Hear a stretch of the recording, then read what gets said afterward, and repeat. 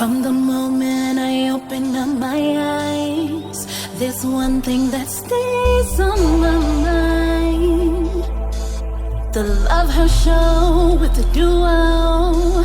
You gotta love her, praise her, treat her right. Let your life reflect all the beauty that's inside of you. You gotta love yourself. Let the best of you shine through. Welcome back to the Love Her Show with the duo. I'm Kelli Fisher. And I'm Tana Gilmore. And together we're the Matchmaking duo. Welcome back to our podcast. We meet again. We do. Gosh, this is episode 15. Oh my goodness. We are rolling. We said, what did we say, Valentine's Day this year that we were going to do a podcast, and we are at episode 15. So hey everybody, and we've had some great feedback. So thank you all who've taken the time to inbox us and tell us how much you're enjoying the podcast. We so appreciate it. It gives us life. Yes, so, any feedback is important because, as you know, we haven't done this before, but we're launching out into the deep for something we hadn't done before. We're chatting all day here in the office. So. You know what? Anything that, even the things that we can do differently that you want to hear, even topics. Yes, you know, we're constantly writing blogs for Essence. We're writing our own blogs. We're doing interviews on the Charlotte Today Show, NBC station. Wednesday, yeah. But we're always having to come up with topics, so you can imagine that coming up with new topics like every day, it can be rough. I mean, especially when you have your regular work to do. Yeah. So we will welcome any new topics that you all want to hear. I mean, if you give us a topic, we can talk about it. We can talk about it, as you can see. We can talk with the best of them. So give us a topic, drop it in our tweet us, send it Facebook inbox or whatever, and you know, we'll talk about it. We sure will. And so for those of you who don't know or are joining us for the first time, we are certified relationship coaches. We're life coaches, certified matchmakers. We are. And we're also authors of our book, Relationship Do-Overs. And again, as I mentioned previously, we are Essence columnists. Yes, we are. So, we had a new one out just recently, too. So I think we're going to we had not really fallen off, but we hadn't been contributing as much recently, but we are back. Every 2 weeks we will be on Essence.com. From us. Yes. What was the last one? We push I don't know. We do. Oh, it was a good one too. Oh, it was. I think we were matching what type of person you need. That was a good one. It was what type of single woman are you, and we paired you with the type of man that you need. Now that needed a bell. Yes. So if you have not checked that blog out, it's on there right now. Go to essence.com and read it. We haven't uploaded it to our website yet, but we will in about a week or so. But yeah, it's there. So, you know, if you are, you know, an analytical woman, you will have a description of the type of man that you need that's going to compliment you. Right. So, yeah. And so many times people ask us about that. So we've gotten a lot of feedback and positive feedback. I saw a lot of shares on that too. Yeah, it was great. So that was really, really encouraging. So we're glad that you all like that. So if you haven't seen that one yet, definitely look that up. So, So what's new with you, Tana, before we get started on our topic for today? Let's keep it real. So, you know, I got a mountain of clothes to fold. Let me tell you. Yes. So that mountain never goes away. I have a mountain myself. Oh my gosh. Let me tell y'all. So please don't judge me. But I have a bad habit of washing clothes. They're clean. They're clean. Put them in the dryer and then putting them in our guest bedroom. And I'm telling you, it's got to be 7 loads of clothes on that bed. I just don't have time to do it. And I probably could make time, but it just gets overwhelming. Well, who really wants to come home and say, you know what, today I'm going to take 3 hours and fold clothes so and put them away. Whoever has the secret to that, I need that too. And here's the problem. It's just mine and Trey's clothes. Like we don't have any little kids that we're washing clothes for. I don't even know where we got these clothes. Wow, I don't even know where they came from. I know my mom always says, why don't you just fold them like it's that easy. Fold them as soon as they get out. Oh, please. I mean, as soon as they come out of the dryer. And you know what? If I did have time to do that, that would work. It would work. I used to do it. I don't even know why I don't do it anymore. But I just want to throw them all away and start over. Because Because half the stuff you probably don't know where the other sock is or anything anyway. It's stuff from the winter. It's like sweaters on the bed. It's 90 degrees outside.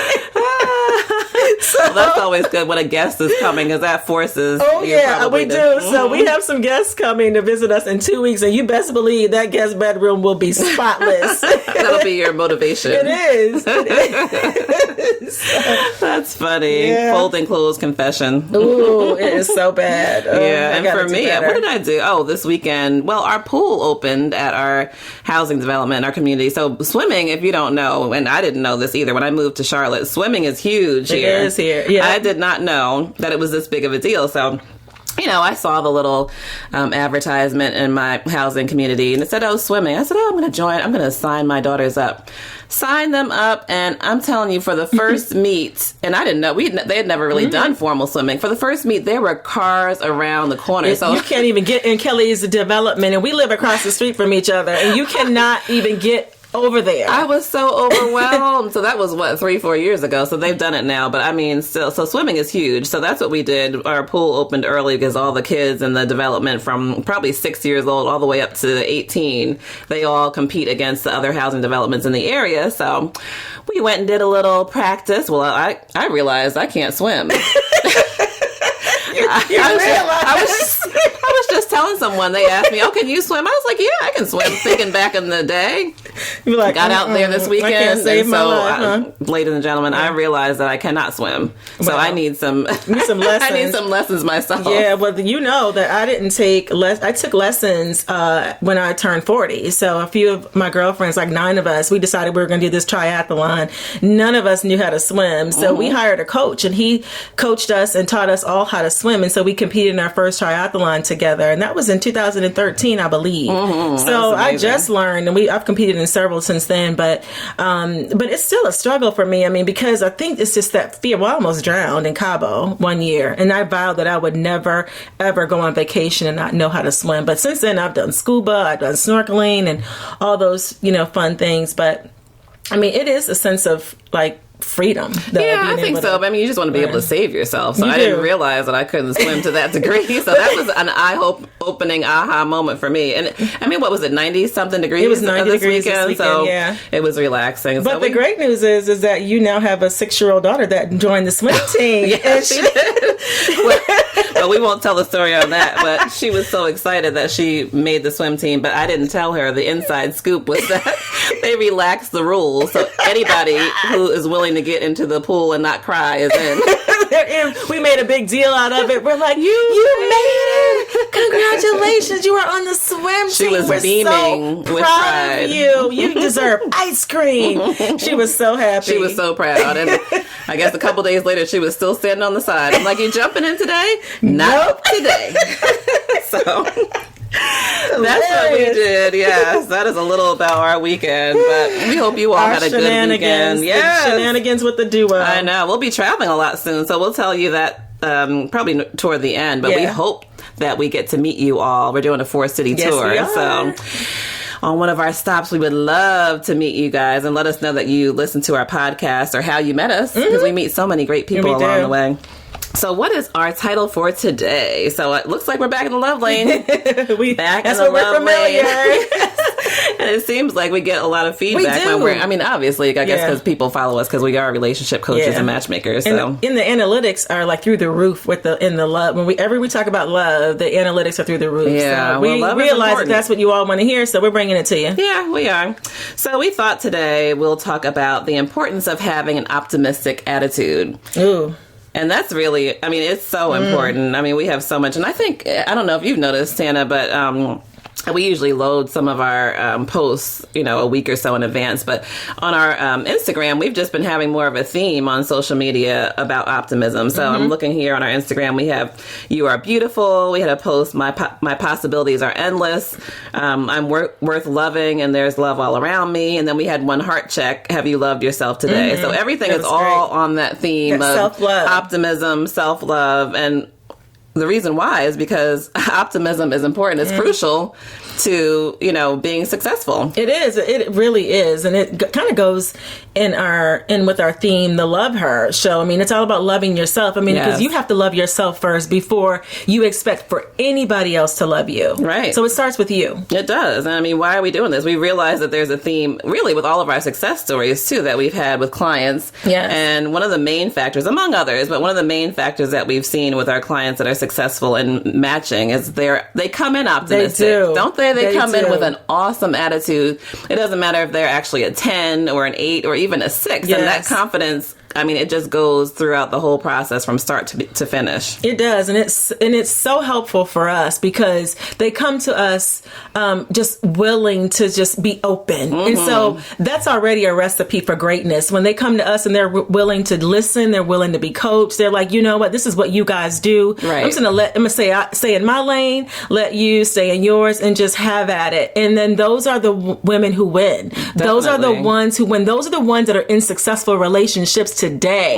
So we are so happy when you come to us and you're ready and you're hopeful and you're like, you know what, I know somebody is out there for me. I know it's just a matter of time before I'm introduced to him.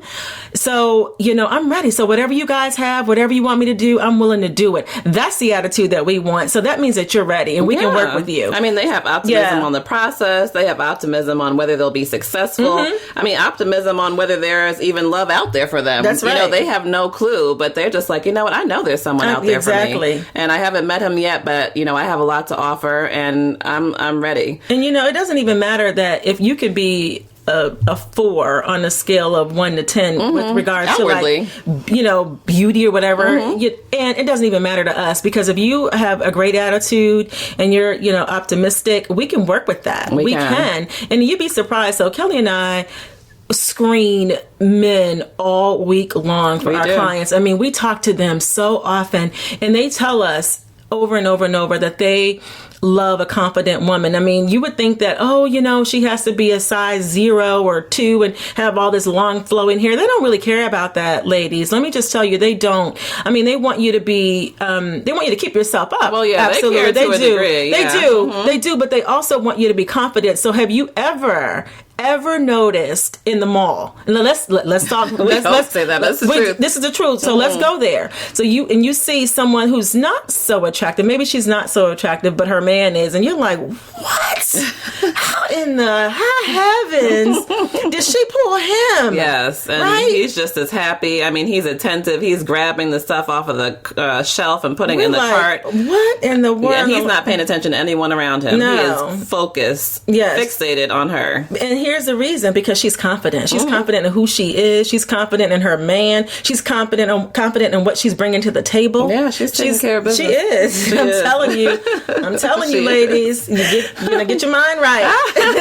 Get your mind right. Which is, I mean, one of the reasons that we start with coaching with each and every client. So that's it's required. So that's one of the reasons that we implemented that even with our business, because your mental state of mind, it contributes to your success. So many times clients will come to us and say, I'm ready. I'm ready to go. I'm ready to meet someone.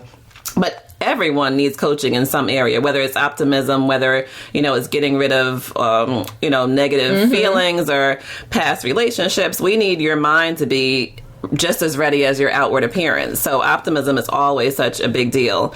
And when you think about it, it carries over. So the first date, you need to be optimistic. You're showing up. You don't need to have any dead weight or negative thoughts. Not at all. And then even subsequent conversations. So let's say you go past the first date to the second date, or you're on the phone. He wants to hear that optimism in your voice. And then even forming a bond, you want to bring your best self. So, I mean, you know what I was thinking about? I was thinking about when I got divorced, now that I think of it. So, I mean, I was in a bad way at the time. I can't think of anything. A bad way. That's something my grandmother would have said in her honor. I was in a bad way. And that's putting it lightly. So I moved from New Jersey to Charlotte. And I was just, if I think about it now, if I had met someone at that point and tried to move forward with a relationship, because let's face it, people, I mean, being single is lonely. It is lonely. It will ring the bell, ring the bell. It is. You get an extended bell for that. Let me tell you, there's nothing cute about it. No. It doesn't feel good. No, I mean, even, and I'm thinking, well, goodness, I was married for like over 10 years. Can I get someone to go to the movies with? I mean, I don't have to have a hug? Can I get a hug? Yeah. Can I get someone to wonder where I am or what time I'm coming home? You know, those types of things. Check on my safety. Yeah. So, I mean, I think the loneliness a lot of times takes over. But had I gotten into a relationship at that point, my attitude was just not right. I was angry about, you know, that things didn't work because I'm a perfectionist. So I was angry that it didn't work. I was angry because my children wouldn't have the complete family that I waited so long for them to have. You know, my parents were married. Well, they're married about 50 years now. So there was never, and I had children later in life. So I'm thinking, okay, I had children later in life. It's all going to be perfect. It's in this perfect You did box. everything the right way. Yes, right. And it didn't work. But, and I was angry because I was now a single mom, you know, and everything was on me. So that wasn't what I bargained for. No, and who plans to be a single mom? And we know that there's some women that say, you know what, I'll do it. But I mean, realistically, the majority of women don't plan to be a single mom. I mean, that's rough. And not with 3. No. So with 3, you're all in. Okay. We've both been there. You're all in. Yes. We've both been there before. Yeah. So, I mean, joke. had I met someone then, I wouldn't have been ready. So, I mean, I would definitely encourage everyone, if your attitude is not right, even though you might be lonely, even though you want someone around, we get it. We've been there and done that. But, you know, it really wouldn't work out. You're not really bringing your best self, and you're not even present when you think about it. You know, you wouldn't have been a good fit for anybody. For anyone. No. No. So and I actually took on a few relationships, but I had no business.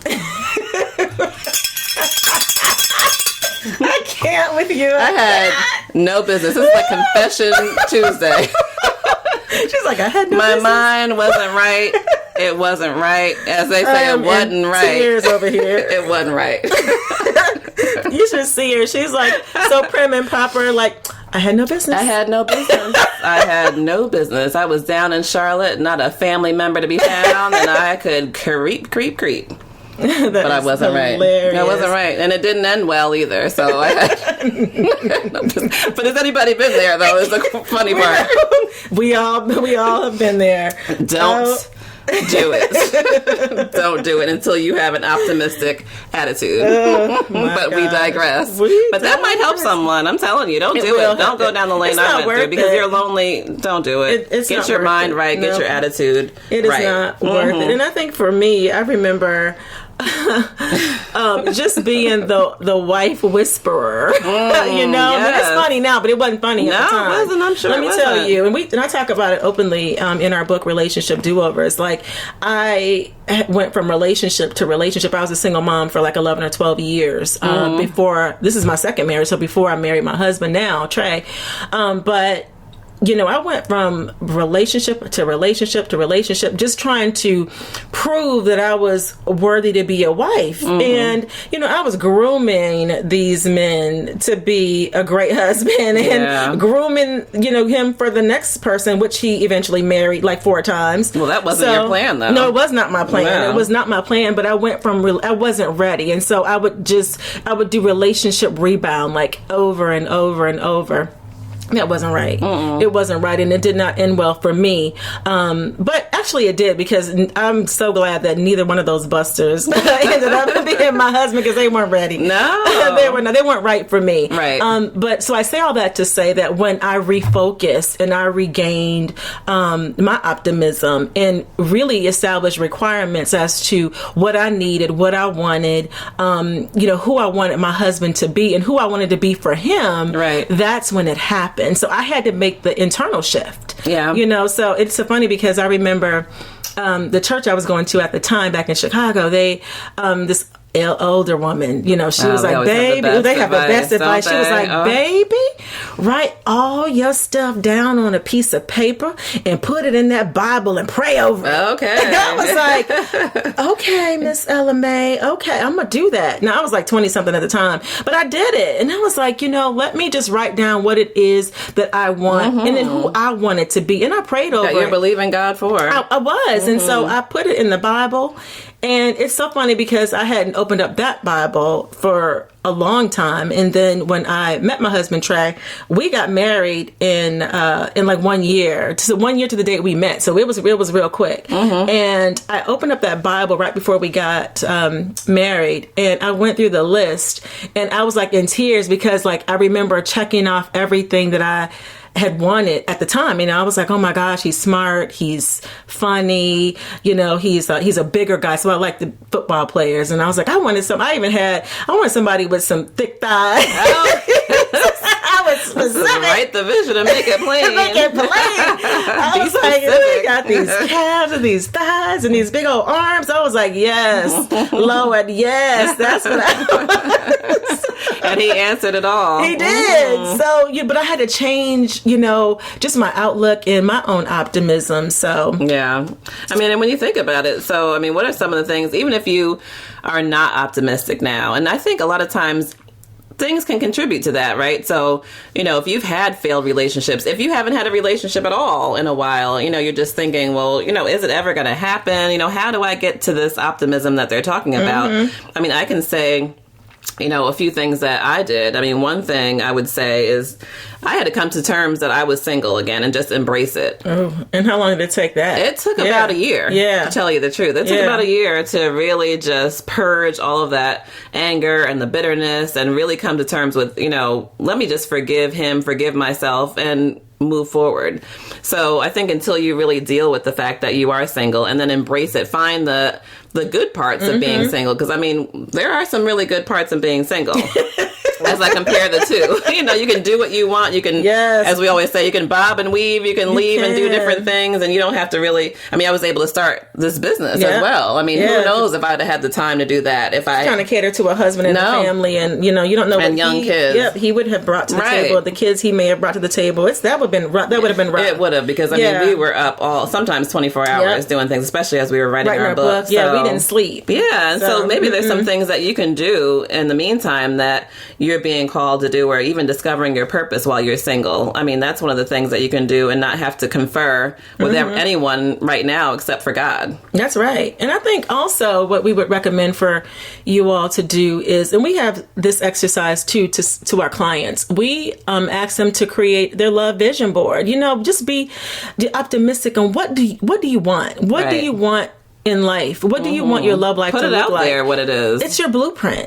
So you can see it. I mean, if you want pictures of, you know, two old people, you know, holding hands, you know, have it, you know, print it, glue it on your, you know, gallery, your love vision board, and look at it your every wallpaper of your computer. day. Yeah. Absolutely. Look at it every day, and it just gives you so much life, and especially when you start to see it come to fruition. Definitely. You know, I mean, so I think it really erases a lot of negative things, and so if you have that in front of you, what does your life look like from today on? That's right. You know, what do you have in your mind? Okay, it's going to be 2 pairs of feet on the beach, or we're going to be traveling together, or I can just imagine us growing old, like Tana said, or, you know, we're going to have children together. And if you're thinking you're going to have a boy and a girl, put that down. It on there. Put it down. So we want you to just have a complete visual of that. And I would also say to purge old things, meaning material things that might remind you of you know, negative relationships, or, you know, you have those old picture albums that you might go through, or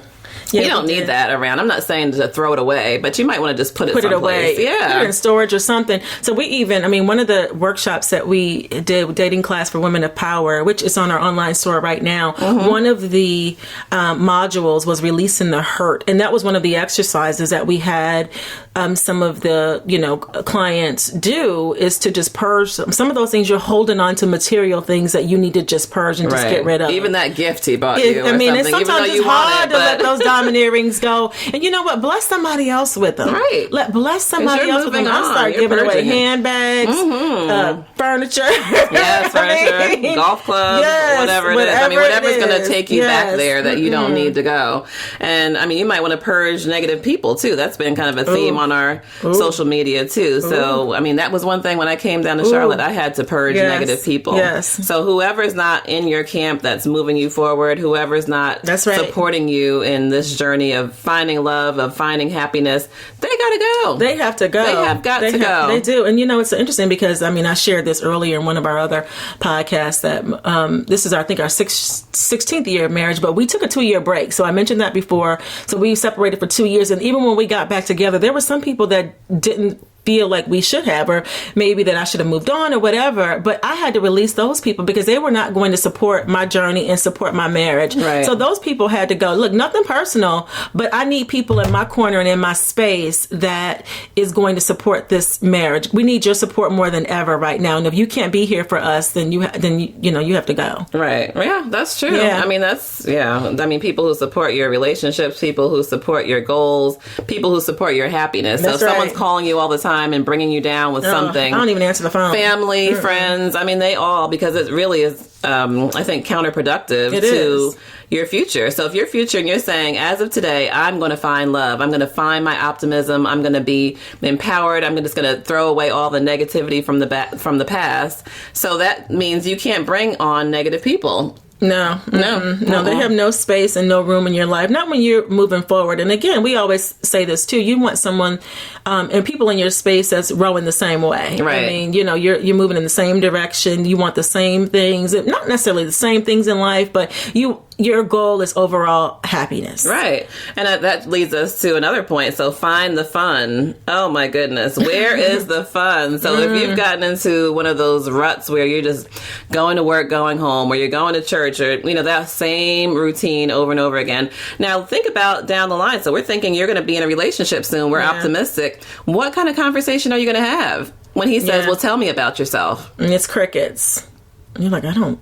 We're just hearing the clock tick at this point because you don't have anything besides work or, going so we need you to find the fun because, again, you need to be a whole person coming to another whole person and making a great relationship. And, it's interesting because, people...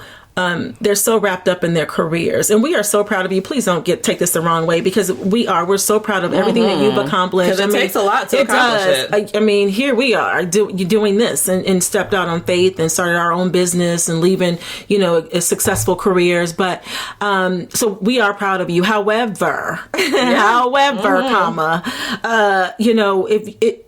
has to be more to you than your job, than your work, because it's not attractive. A lot of times these men don't really care about, what you do. They don't understand the terminology. They don't. It's not a priority to them. Especially if it's something specialized. How many times have people told us about their specialty? And it's really good, but you can only go so far with it, especially on a date. Exactly. So you're in this, bubble of specialty. So people around you know exactly the terminology. They know all the acronyms and everything. But you can probably talk about your job for a good 5 minutes. And that's it. Now, in a date. And what else do you have after that? What are some of the things you can do together? So you want to start building that now. Like I said, you're coming to terms with being single, embracing it, and this is the time to develop some hobbies, some things that you like to do that bring you fun. Yeah, so one of the things that we help our clients with, we help them create their personal elevator pitch. So and find the fun too. We do find the fun, create their personal elevator pitch, because you get one opportunity. If you see this strapping man in the elevator from floor 1 to 10, and that's your 10-second, 15-second time frame to uncover something about him and him uncover something about you, what do you have? Are you prepared? Yeah, if you compare, so let's say on a first date, an example would be, I love food, I love to go out to eat, and I love to travel, and I like to go to the gym. Okay, so most people do. Okay, that's fine. But what's the difference if you say, I love to go out to eat, I just absolutely love sushi, my favorite place is such and such, or I love to travel, the Mayan ruins were so amazing, I went and took a horseback ride down the beach, and it was just, the sunset was going down behind me, it was just so wonderful. He's that picture. He's coming along this journey with you, and he's like, this is someone different. And next up for me is Bali. So you already have something planned, so that shows him that that you're forward thinking, that you incorporate fun into your life, that this is a lifestyle for you. And it's something exciting that he wants more of. He wants to know, wow, well, I'd love to take this trip, or I'd love to take her out for sushi or something, as opposed to, I like to travel. It's boring. Yeah, does that mean you like to travel to go, down south, or you like to travel to go in a car, take a ride? I mean, what does that mean? That means nothing. No. So you need to be a little bit more descriptive about what you like. And again, that leads us to the next point. Like, what's your USP, your dating USP? Our blog before this last one, I think, on Essence, maybe a couple of weeks ago. So what is your, I think we titled it, what is your dating USP? But I think it's titled, so I think our editor changed the title or something. But anyway, it talks about what you are offering him. So and it's unique selling process. It's unique because of course we're corporate. Yes, we come from corporate, our marketing and sales days. Yeah, back to our marketing and advertising. But so what's your dating unique selling proposition? What can he get from you that he can't get from anyone else? My bell is not. Come on now, Belle. She didn't ring that bell. It doesn't even ring anymore. That bell is like Belle. Come on. So what is your dating unique selling proposition? What can he get from you that he can't get from anybody else? So you want all these things from him, but you need to be able to command it. Yeah, you're coming with this long list. Right. And he's wondering what makes you unique. Yeah. So these are things that you can develop now while you're single and having a great attitude doing it. It's fun to figure out because everyone is born with something unique that they have to bring to the table. It's just up to you to develop it. So like Tana said, we all work until 5 till 7 p.m., even if it's late. But after that, we need you to put yourself first during this time. We do, because I'm telling you, you're going to wake up one day and you're going to regret it. Yeah. We get clients that come to us all the time and they regret it. They're like, at the top of their game. They're like, my professional life is going well, skyrocketing, it's great, but my personal life sucks. Yeah, and it's really hard. And I'm hurt. Yes, and I'm hurt by it. So we don't want you to feel like that any longer, because help is on the way. The Matchmaking Duo is here. Yes, Matchmaking Duo is here. We are here. We're here to help you, but we need you to be committed. So we don't want you to have any regrets. Yes. Give us a call. Schedule a strategy session with us. Definitely, we'll be happy to talk to you. There's always something that you can do. So, if you can't even muster up anything else, we want you during this next week to think about how you can bring optimism back to your life. And even if you feel optimistic, how can you take it up a notch? That's right. What are some areas that you need to be more optimistic in, to be able to live your best life, to have a loving relationship? What is it that you need to do now? Today. That's right. Yes. So anyway, we want to wrap it up here. I know we wanted to mention our upcoming tour, the Love Her Tour. The Love Her Tour. Yes. So we are launching in New York, June 17th. Oh my goodness. Are you trying to say the dates? We don't have it in front of us. I know the first one is I think it's the 17th. Well, yes. Okay, the first one's the 17th. So I know the first one. I can't tell you about the other. Well, it's on our social media. It is. So we're doing New York, Atlanta, New Orleans, Essence Festival, and back here in Charlotte. Yes. So at one of these places, hopefully you all can meet us. We would love to see your faces. Yes, we're going to be giving relationship advice. Bring your questions. It's a meet and greet, and we're going to have cupcakes and conversation. It's going to be have fun. Signature cocktails. So we want you all to. We want to meet you. I know. We want to meet our Who's out friends there in podcast land.